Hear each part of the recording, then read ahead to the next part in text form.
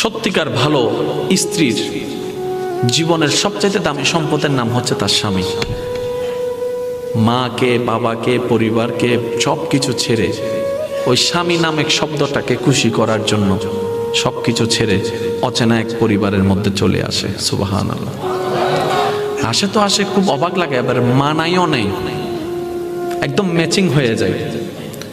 যেখানে যাই সেই রকম একটা মেন্টালিটি আল্লাহ পাক তাদেরকে দান করেছেন ম্যাচিং হয়ে যাওয়ার জন্য।